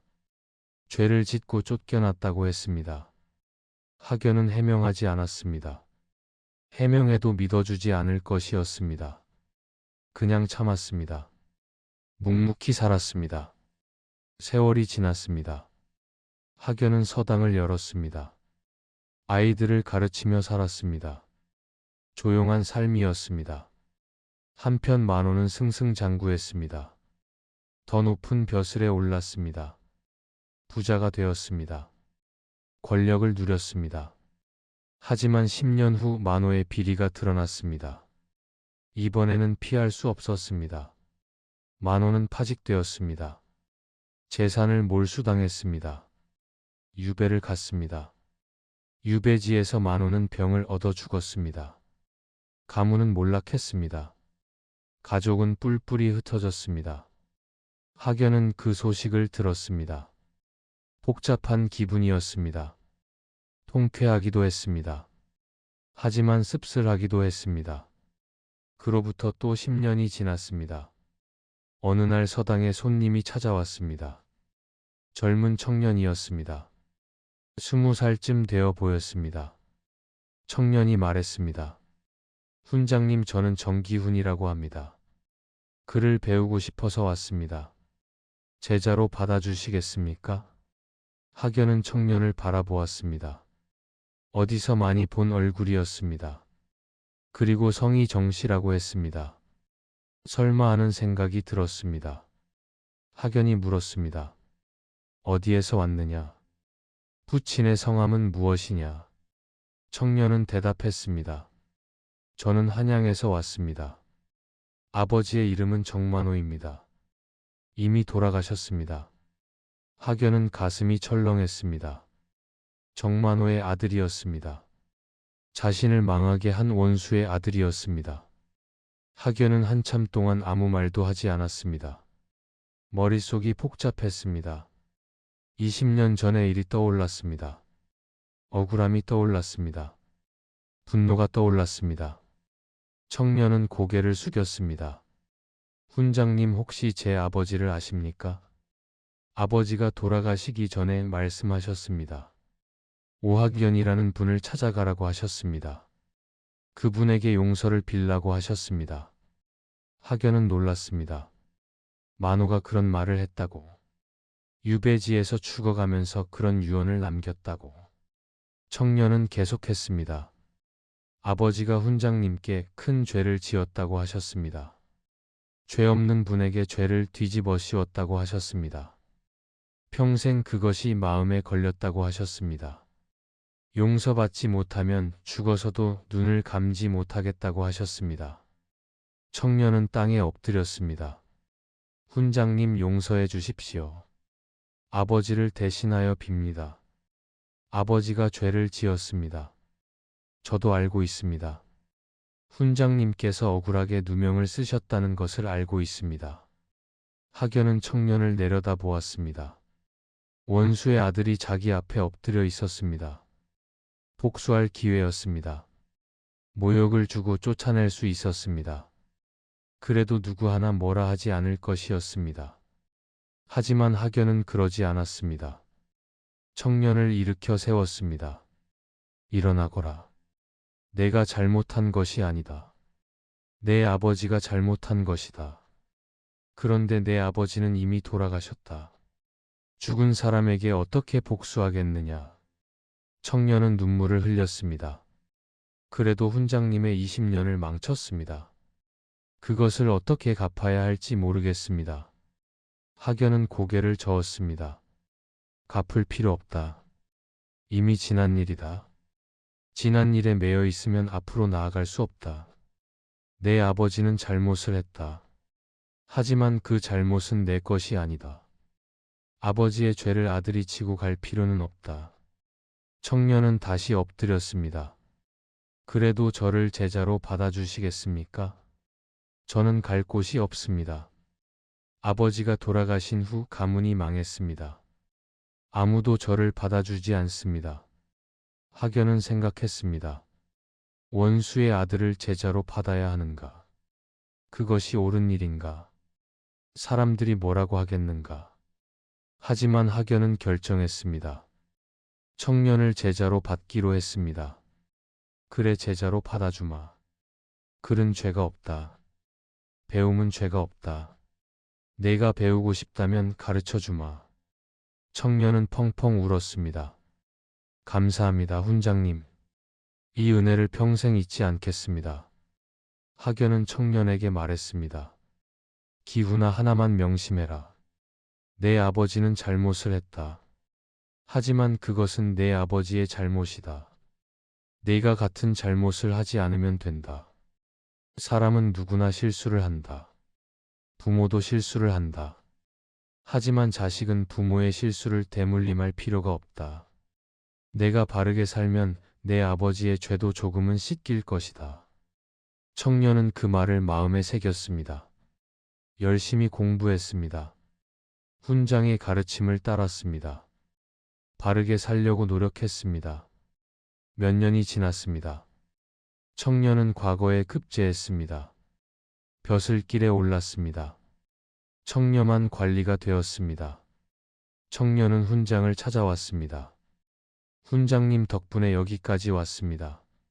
훈장님이 저를 받아주지 않았으면 저는 길거리에서 죽었을 것입니다. 학연은 미소 지었습니다. 내가 노력한 것이다. 나는 그저 가르쳤을 뿐이다. 청년은 고개를 숙였습니다. 훈장님, 한 가지 여쭤봐도 되겠습니까? 그때 왜 저를 받아주셨습니까? 원수의 아들인데 왜 받아주셨습니까? 학연은 대답했습니다. 처음에는 나도 망설였다. 화가 났다. 내 아버지가 생각났다. 20년 전의 억울함이 떠올랐다. 하지만 생각을 바꾸었다. 내 앞에서 원한을 풀면 무엇이 달라지겠느냐. 내 아버지는 이미 죽었다. 내가 너에게 화를 내봐야 내 아버지에게 닿지 않는다. 그리고 하나 더. 원한은 풀어야 한다. 원한을 품고 있으면 나만 힘들다. 내가 너를 미워하면 내 마음만 썩는다. 차라리 용서하는 것이 나를 위한 것이다. 청년은 눈물을 흘렸습니다. 훈장님은 저를 용서하신 것입니까? 제 아버지를 용서하신 것입니까? 학연은 고개를 끄덕였습니다. 그래, 용서했다. 너를 제자로 받은 순간 용서했다. 20년 동안 품고 있던 원한을 내려놓았다. 그러니 나도 편해졌다. 기훈아, 원한은 칼과 같다. 품고 있으면 자기가 다친다. 내려놓으면 편해진다. 그것을 깨닫는데 20년이 걸렸다. 청년은 큰 절을 올렸습니다. 훈장님 가르침을 평생 잊지 않겠습니다. 원한을 품지 않겠습니다. 용서하는 사람이 되겠습니다. 훗날 청년은 높은 벼슬에 올랐습니다. 하지만 결코 교만하지 않았습니다. 청렴하게 살았습니다. 아버지의 잘못을 되풀이하지 않았습니다. 사람들은 청년을 칭찬했습니다. 아버지와 다르다고 했습니다. 어떻게 저렇게 바르게 자랐느냐고 했습니다. 청년은 대답했습니다. 훈장님 덕분입니다. 원수의 자식을 제자로 받아주신 분입니다. 글은 죄가 없다고 하신 분입니다. 그분이 저를 가르쳤습니다. 그분이 저를 만들었습니다. 원수를 용서하는 것은 어렵습니다. 하지만 용서하면 자유로워집니다. 학연은 그것을 알았습니다. 그래서 원수의 아들을 제자로 삼았습니다. 5번째 이야기가 끝났습니다. 잠시 쉬어가겠습니다. 눈이 무거우시면 감으셔도 됩니다. 이야기는 계속 흘러갑니다. 2개의 이야기가 남았습니다. 이제 6번째 이야기를 시작하겠습니다. 6번째 이야기. 도둑에게 곱간 열쇠를 준 부자. 경기도 광주에 이름난 부자가 살았습니다. 이름은 최덕문이었습니다. 대대로 부자인 집안이었습니다. 논과 밭이 많았습니다. 곳간에는 곡식이 가득했습니다. 덕문은 착한 부자였습니다. 마을 사람들을 도왔습니다. 어려운 사람에게 쌀을 나누어 주었습니다. 가난한 아이들의 학비를 대주었습니다. 사람들은 덕문을 존경했습니다. 좋은 양반이라고 했습니다. 하늘이 복을 주신 분이라고 했습니다. 덕문에게는 철학이 있었습니다. 사람은 누구나 선하다는 것이었습니다. 나쁜 사람은 없고 나쁜 상황만 있다는 것이었습니다. 상황이 사람을 나쁘게 만든다고 믿었습니다. 어느 해 흉년이 들었습니다. 비가 오지 않았습니다. 농사가 망했습니다. 마을 사람들은 굶주렸습니다. 덕문은 곳간을 열었습니다. 쌀을 나누어 주었습니다. 하지만 흉년이 계속되었습니다. 모든 사람을 도울 수는 없었습니다. 어느 날 밤이었습니다. 덕문은 잠을 자다가 소리를 들었습니다. 곳간 쪽에서 나는 소리였습니다. 뭔가 부딪히는 소리였습니다. 덕문은 일어났습니다. 조용히 곳간으로 갔습니다. 달빛 아래 누군가가 움직이고 있었습니다. 곳간 문을 열려고 하고 있었습니다. 도둑이었습니다. 자물쇠를 부수려 하고 있었습니다. 하지만 자물쇠가 튼튼해서 열리지 않았습니다. 덕문은 숨어서 지켜보았습니다. 도둑의 모습을 살폈습니다. 누더기를 입고 있었습니다. 몸이 말라 있었습니다. 굶주린 사람이 분명했습니다. 덕문은 생각했습니다. 저 사람을 잡아야 하는가? 관에 넘겨야 하는가? 그러면 저 사람은 매를 맞을 것이다. 옥에 갇힐 것이다. 어쩌면 죽을 것이다. 하지만 저 사람은 왜 도둑질을 하려 했는가? 굶주렸기 때문이다. 먹을 것이 없기 때문이다. 배가 고파서 어쩔 수 없었던 것이다. 덕문은 결심했습니다. 숨어있던 곳에서 나왔습니다. 도둑을 향해 걸어갔습니다. 도둑은 깜짝 놀랐습니다. 덕문을 보고 얼어붙었습니다. 도망치려 했지만 다리에 힘이 없었습니다. 주저앉아 버렸습니다. 덕문은 도둑 앞에 섰습니다. 도둑은 땅에 엎드렸습니다. 살려주십시오, 나으리. 살려만 주십시오. 다시는 이러지 않겠습니다. 덕문은 도둑을 내려다보았습니다. 말라깽이였습니다. 뼈만 남은 것 같았습니다. 얼마나 굶었는지 알 수 없었습니다. 덕문이 입을 열었습니다. 오느라 고생했네. 도둑은 멈칫했습니다. 지금 무슨 말을 들은 것인가? 욕이 아니었다. 비난이 아니었다. 오느라 고생했다고 했다. 덕문은 품에서 열쇠를 꺼냈습니다. 곳간 열쇠였습니다. 그것을 도둑에게 던져 주었습니다. 자밖에 열쇠일세. 자네가 열려던 곳간 열쇠일세. 도둑은 멍하니 열쇠를 바라보았습니다. 무슨 일인지 이해가 되지 않았습니다. 덕문이 말했습니다. 자네 배가 고팠지. 그래서 여기 온 것이지. 자물쇠를 부수려 했지만 안 열렸지. 힘들었겠네. 자, 이 열쇠로 문을 열게. 안에 쌀이 있네. 원하는 만큼 가져가게. 도둑은 믿을 수가 없었습니다. 이게 무슨 상황인가? 잡혀서 매를 맞을 줄 알았는데 열쇠를 주다니, 쌀을 가져가라다니. 도둑은 펑펑 울기 시작했습니다. 나으리, 저는 도둑놈입니다. 나으리의 곡식을 훔치려 했습니다. 그런데 왜 이러십니까? 저 같은 놈에게 왜 이러십니까? 덕문은 도둑을 일으켜 세웠습니다. 일어나게. 자네는 도둑이 아니네. 배고픈 사람일 뿐이네. 자네가 부자였으면 도둑질을 했겠나. 배가 불렀으면 남의 곳간을 열려 했겠나. 아니지 않은가. 자네는 나쁜 사람이 아니네. 상황이 나빴을 뿐이네. 도둑은 더 크게 울었습니다. 나으리, 저는 평생 도둑놈 소리를 들었습니다. 저를 사람 취급하는 분은 처음입니다. 어떻게 갚아야 할지 모르겠습니다. 덕문은 미소 지었습니다. 갚을 필요 없네. 대신 부탁이 하나 있네. 도둑은 고개를 들었습니다. 뭐든 하겠습니다, 나으리. 목숨을 바쳐서라도 하겠습니다. 덕문은 말했습니다. 앞으로 도둑질을 하지 말게. 그리고 내 집에서 일하게. 일하면 밥을 주겠네. 잠잘 곳도 주겠네. 어떤가? 도둑은 땅에 엎드렸습니다. 나으리 은혜를 잊지 않겠습니다. 평생 충성하겠습니다. 다시는 나쁜 짓 안 하겠습니다. 그날 밤 도둑은 따뜻한 밥을 먹었습니다. 오랜만에 배불리 먹었습니다. 따뜻한 방에서 잠을 잤습니다. 오랜만에 편히 잤습니다. 다음 날부터 도둑은 덕문의 집에서 일했습니다. 머슴이 된 것입니다. 이름은 막동이라고 했습니다. 막동은 열심히 일했습니다. 누구보다 부지런했습니다. 시키지 않아도 일을 찾아서 했습니다. 덕문의 집안을 자기 집처럼 돌보았습니다.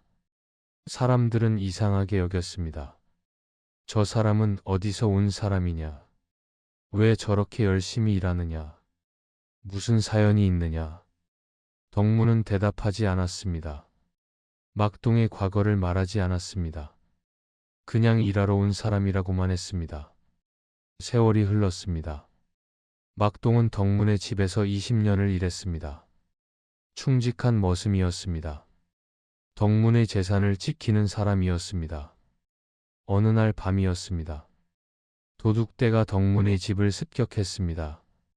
흉년이 계속되자 도둑이 많아진 것입니다. 도둑들은 곳간을 털려고 했습니다. 막동은 도둑들과 싸웠습니다. 몸을 던져 막았습니다. 그 과정에서 큰 상처를 입었습니다. 하지만 도둑들을 물리쳤습니다. 덕문이 달려왔습니다. 막동을 안아들었습니다. 피가 많이 나고 있었습니다. 막동이 왜 이러느냐? 목숨을 걸 필요까지 있었느냐? 재물은 다시 모으면 되는 것인데. 막동은 미소 지었습니다. 나으리 이것이 제가 갚을 수 있는 것입니다. 20년 전 그날 밤을 잊은 적이 없습니다. 나으리께서 저에게 열쇠를 주셨습니다.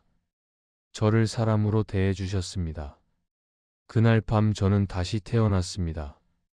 도둑에서 사람이 되었습니다. 그 은혜를 갚을 기회가 왔습니다. 이 정도는 당연한 것입니다.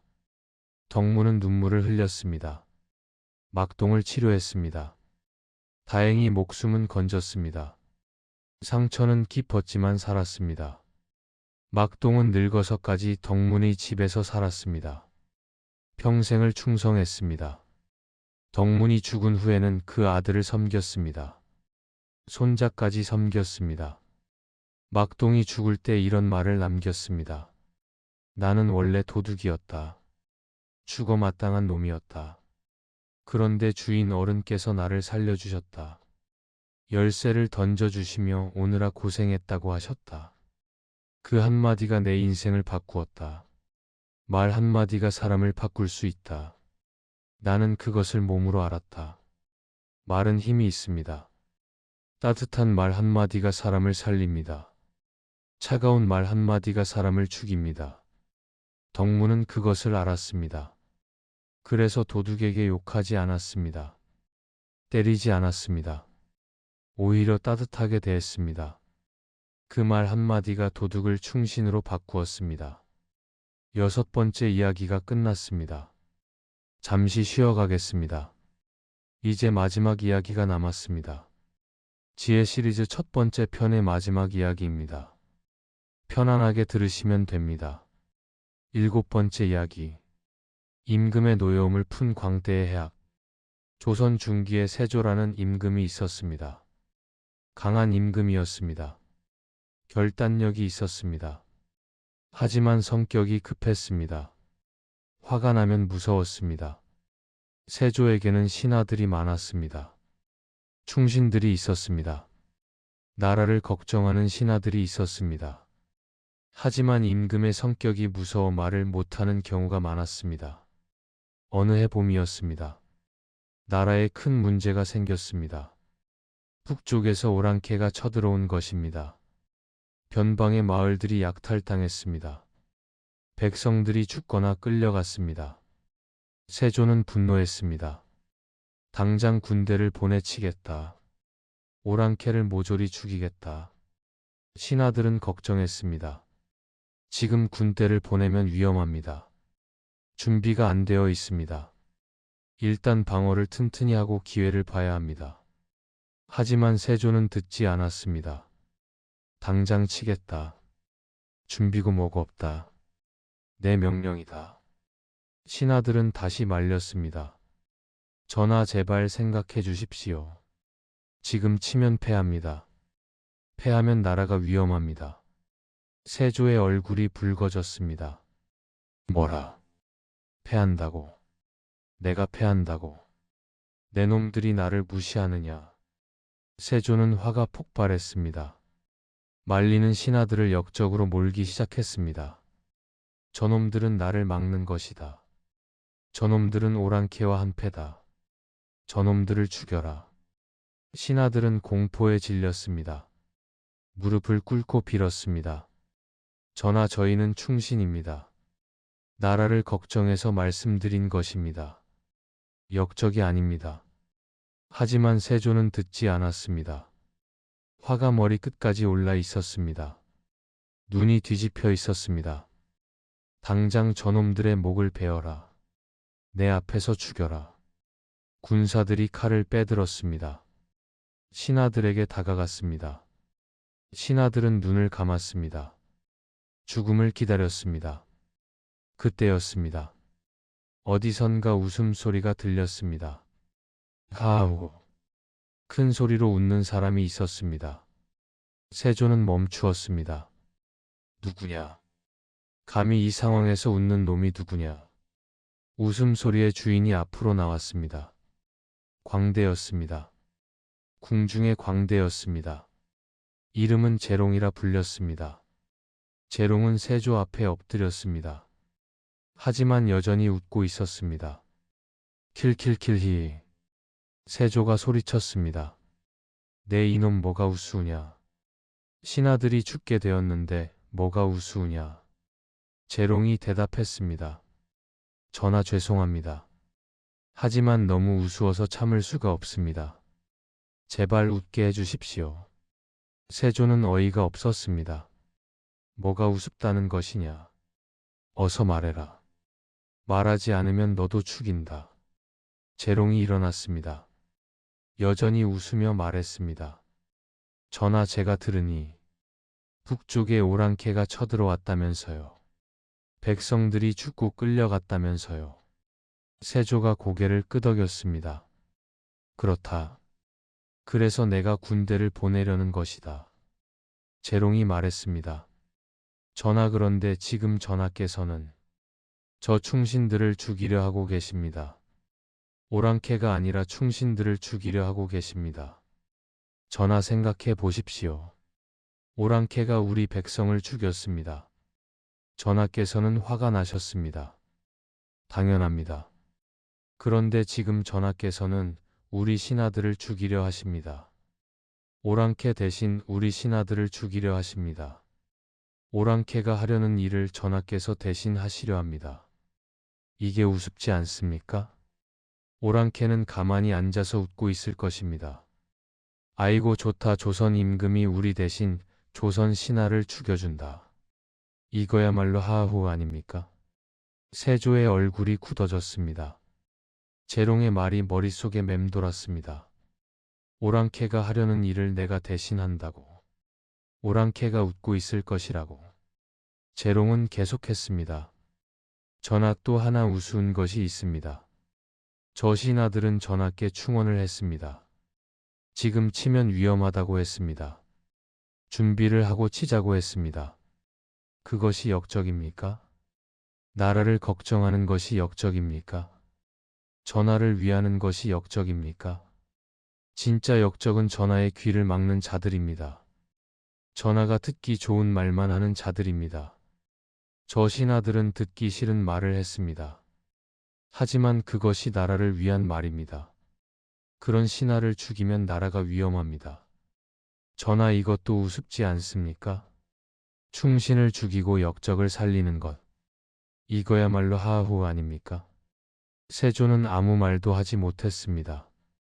광대의 말이 옳았습니다. 화에 눈이 멀어 있었습니다. 충신을 역적으로 몰고 있었습니다. 재롱은 마지막으로 말했습니다. 전하, 저는 광대입다. 어릴 때부터 웃기는 것이 직업입니다. 하지만 오늘은 웃기려고 말씀드린 것이 아닙니다. 전하를 깨우려고 말씀드린 것입니다. 전하화는 불과 같습니다. 적당히 피우면 집을 따뜻하게 합니다. 하지만 너무 크게 피우면 집을 태웁니다. 지금 전하의 화는 집을 태우려 하고 있습니다. 저 신하들은 불을 끄려는 사람들입니다. 그런 사람들을 죽이면 불을 끌 사람이 없습니다. 집이 다 타버립니다. 나라가 다 타버립니다. 전하, 제발 화를 거두어 주십시오. 저 신하들을 살려주십시오. 그래야 나라가 삽니다. 그래야 오랑캐를 칠 수 있습니다. 재롱은 땅에 엎드렸습니다. 이번에는 웃지 않았습니다. 진지한 얼굴이었습니다. 눈에 눈물이 맺혀 있었습니다. 세조는 한참 동안 아무 말도 하지 않았습니다. 분노가 사그라들고 있었습니다. 이성이 돌아오고 있었습니다. 세조가 입을 열었습니다. 재롱아, 내가 목숨을 걸고 말했구나. 내가 화가 나면 너도 죽일 수 있다는 것을 알면서 말했구나. 재롱이 대답했습니다. 전하, 저는 광대입니다. 광대의 목숨이 무엇이겠습니까? 하지만 저 충신들의 목숨은 다릅니다. 나라를 위해 일할 사람들입니다. 그 사람들이 죽으면 나라가 위험합니다. 광대 하나 죽는 것은 아무것도 아니지만 충신들이 죽는 것은 큰일입니다. 세조는 긴 한숨을 쉬었습니다. 그리고 천천히 말했습니다. 칼을 거두어라. 그들을 풀어주어라. 군사들이 칼을 거두었습니다. 신하들은 살았습니다. 죽음의 문턱에서 돌아온 것입니다. 세조가 신하들에게 말했습니다. 내가 화에 눈이 멀었다. 너희는 충신인데 역적으로 몰았다. 용서해라. 신하들은 땅에 엎드렸습니다.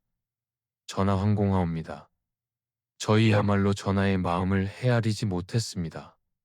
세조는 고개를 저었습니다. 아니다. 너희가 옳았다. 지금 군대를 보내면 위험하다. 준비를 하고 보내야 한다. 그렇게 하겠다. 세조는 재롱을 바라보았습니다. 재롱아, 고맙다. 내가 나를 깨워주었다. 내가 없었으면 충신들을 죽이는 어리석은 임금이 될 뻔했다. 재롱은 다시 웃었습니다. 전하, 저는 그저 광대입니다. 웃긴 이야기를 한 것뿐입니다. 전하께서 스스로 깨달으신 것입니다. 세조도 웃었습니다. 오랜만에 웃었습니다.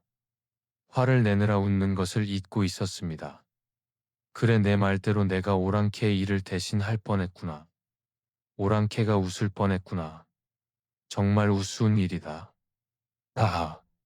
조정의 웃음이 퍼졌습니다. 신하들도 웃었습니다. 죽음의 문턱에서 돌아왔으니 웃을 수밖에 없었습니다. 그날 이후로 세조는 재롱을 곁에 두었습니다. 화가 날 때면 재롱을 불렀습니다. 재롱은 웃기는 이야기로 임금의 화를 풀었습니다. 때로는 진지한 충언도 했습니다. 사람들은 재롱을 존경했습니다. 광대인데 임금에게 충언을 한다고 했습니다. 목숨을 걸고 말할 수 있는 사람이라고 했습니다. 재롱은 말했습니다. 저는 광대입니다. 광대는 사람들을 웃기는 것이 직업입니다. 하지만 웃기는 것만이 직업은 아닙니다. 진실을 말하는 것도 광대의 직업입니다. 신하들은 임금에게 직접 말하기 어렵습니다. 체면 때문에 돌려 말합니다. 예의 때문에 부드럽게 말합니다. 하지만 광대는 다릅니다. 광대는 직접 말할 수 있습니다. 웃음 속에 진실을 담아 말할 수 있습니다. 그것이 광대의 힘입니다. 웃음으로 포장하면 어떤 말이든 할 수 있습니다.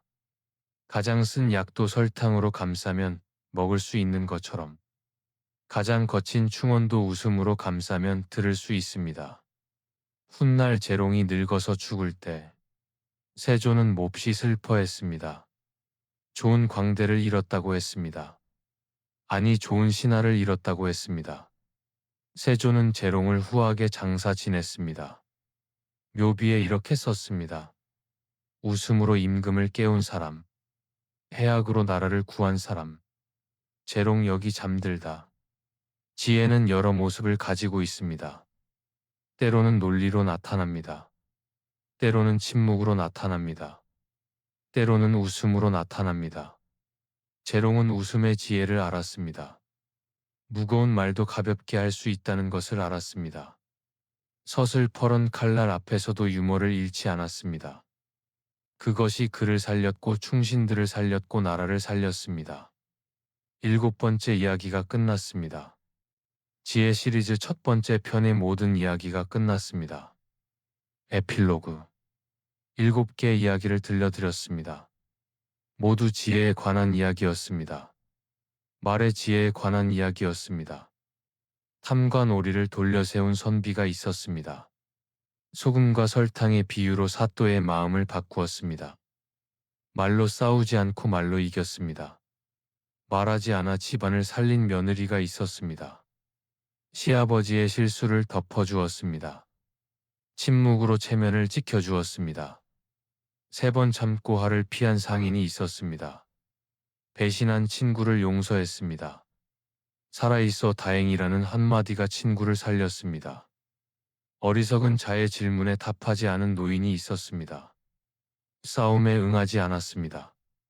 침묵으로 가르쳤습니다. 원수의 자식을 제자로 삼은 훈장이 있었습니다.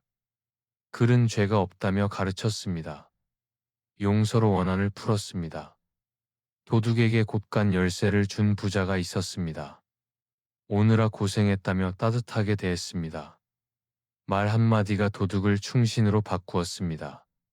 임금의 노여움을 푼 광대가 있었습니다.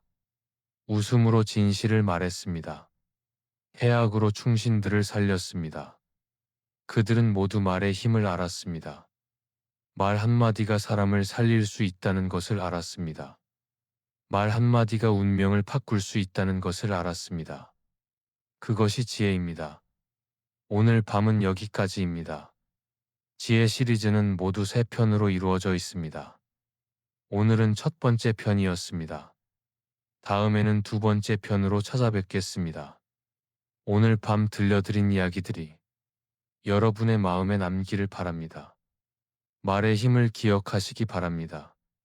말 한마디를 아끼시기 바랍니다. 말하기 전에 생각하세요. 이 말이 꼭 필요한가? 이 말이 누군가를 다치게 하지 않는가? 이 말이 상황을 좋게 만드는가? 필요하지 않은 말은 하지 마세요. 다치게 하는 말은 하지 마세요. 상황을 나쁘게 만드는 말은 하지 마세요. 대신 따뜻한 말을 하세요. 힘을 주는 말을 하세요. 사람을 살리는 말을 하세요. 그것이 지혜입니다. 이제 잠을 청하실 시간입니다. 눈을 감으세요. 숨을 천천히 쉬세요. 오늘 하루의 무게를 내려놓으세요. 몸이 무거워지고 있습니다. 눈꺼풀이 내려오고 있습니다. 호흡이 느려지고 있습니다. 마음이 고요해지고 있습니다. 이야기들이 여러분의 꿈속으로 따라갈 것입니다. 지혜로운 이야기들이, 따뜻한 이야기들이 여러분의 밤을 지켜줄 것입니다. 잠이 천천히 찾아올 것입니다. 거부하지 마세요. 그냥 받아들이세요. 잠은 좋은 것입니다. 쉬는 것은 좋은 것입니다. 오늘 밤 푹 주무시기 바랍니다. 좋은 꿈 꾸시기 바랍니다. 내일 아침 개운하게 일어나시기 바랍니다. 다음 편에서는 또 다른 지혜의 이야기를 들려드리겠습니다. 기다려주세요. 더 깊은 이야기가 준비되어 있습니다. 오늘 밤도 수고 많으셨습니다.